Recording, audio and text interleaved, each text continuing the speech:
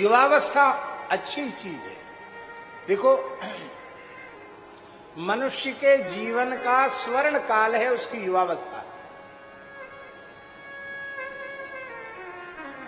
ये स्वर्ण काल है प्रत्येक मनुष्य का, युवावस्था।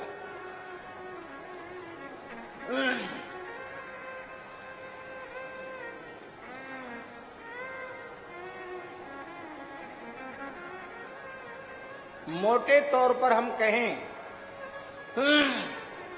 तो 20 वर्ष की आयु से लेकर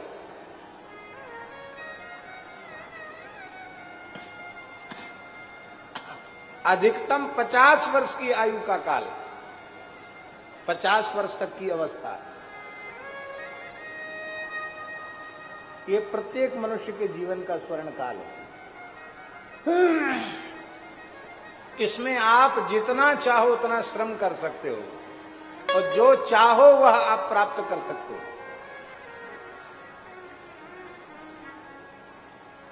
साधन में युवावस्था को लगा दो तो भगवान मिल जाएंगे। परम श्रद्धेय पूज्य श्री घनश्याम ठाकुर जी ने अपनी युवावस्था साधन में समर्पित की, संतों के अनुगत्य में रहकर भगवत साक्षात्कार प्राप्त किया।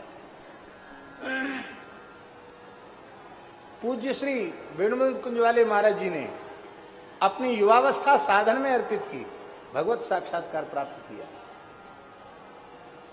पूज्य सद्गुरुदेव भक्तमाली जी ने 18-19 वर्ष की आयु में काशी में गृह त्याग किया, अपनी युवावस्था साधन में अर्पित की, भगवत साक्षात्कार प्राप्त किया। विद्या के लिए समर्पित कर दो, कला के लिए समर्पित कर दो, चाहे तप के लिए समर्पित कर दो, चाहे सेवा के लिए समर्पित कर दो। आप अपनी युवावस्था को जिस क्षेत्र में लगा देंगे वहीं आपको सर्वोच्च अवस्था प्राप्त हो जाएगी। ईमानदारी से आप उसको लगाएं।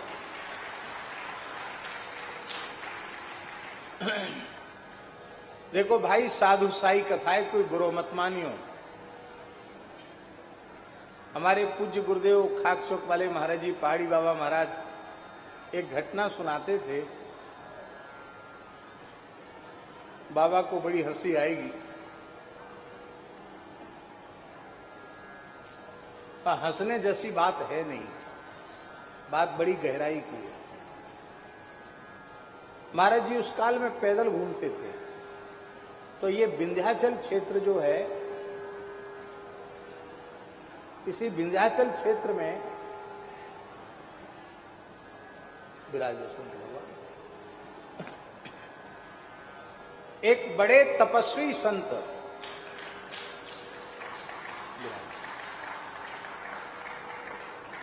सिद्ध कोटि के संत विराजते थे। कि विंध्याचल क्षेत्र की बात है और अनेक साधक, अनेक संत उस क्षेत्र से जो भी गुजरने वाले होते वो उन तपसी जी का दर्शन जरूर करते थे। और ऐसे सिद्ध पुरुष थे वो कि सभी मत संप्रदाय के लोग उनके पास जाते थे और किसी अधिकारी को वे कुछ न कुछ साधन जरूर बताते थे। जिज्ञासु के ऊपर कृपा अवश्य करते थे। महाराज जी कहते कि हम लोग भी विचरण कर रहे थे, सुना बड़े सिद्ध पुरुष हैं, तो दर्शन करने गए। दर्शन करने गए तो वहां एक विचित्र घटना घटी। उन संत जी के पास, ब्रह्मचारी जी महाराज, उन संत जी के पास कुछ माताएं बैठी थी और भक्त लोग भी बैठे थे। गांव की 2-3 माताएं थीं और वो माताएं कहने लगीं कि आप कितने सिद्ध पुरुष हो इस क्षेत्र के कि हम सब आपको भगवान के जैसा मानते हैं, और साधुओं में कैसे कैसे ऊट पटांग लोग घुसे हुए हैं। बाबा, हम साधुओं की शिकायत करने आई। बाबा ने कहा, क्या शिकायत? बोले, हम लोग कुआं पर पानी भर रही थी और कुछ साधु बाबा यहाँ से त्यागी तपस्वी निकल रहे थे तो वो आपस में बातचीत कर रहे थे। क्या कर रहे थे? बोले वो कह रहे थे अगली को छोड़ और पिछली को छोड़, बीच वाली को धर रगड़।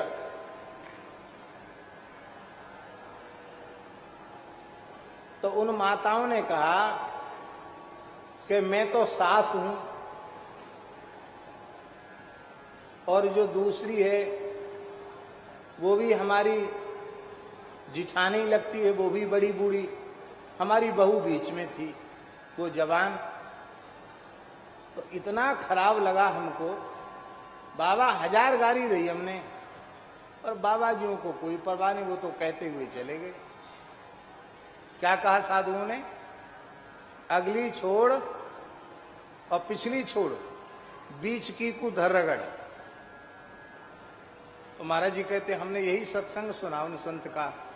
उन संत ने कहा कि तुमने संतों के वचनों में अपनी वासना वासित वृत्ति लगाई और ये बहुत बड़ा अपराध किया, ये ठीक नहीं है। उनको तुम लोगों से कोई लेना देना नहीं। वो संत बातचीत कर रहे थे। क्या बातचीत कर रहे थे? शिष्य के पूछने पर वयोवृद्ध संत कह रहे थे कि अगली छोड़, अगली माने बाल्यावस्था छोड़ो, खेलने कूदने में चली गई, और पिछली छोड़, पिछली वृद्धावस्था भी छोड़ दो, क्योंकि वो भी पराधीन होकर के जाने वाली है, शरीर में आसक्ति हो जाएगी।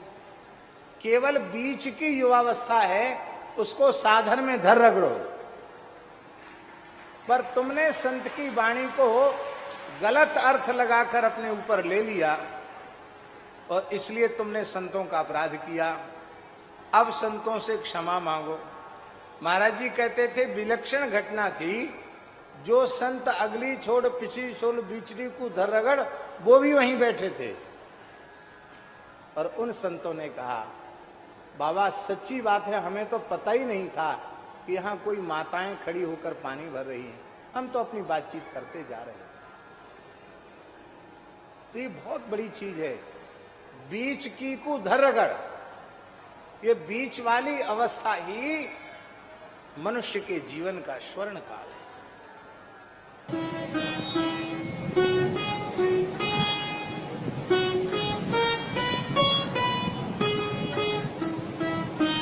श्री सीताराम। प्रतिदिन सत्संग एवं दर्शन के लिए श्री महाराज जी के ऑफिशियल चैनल को जरूर सब्सक्राइब करें।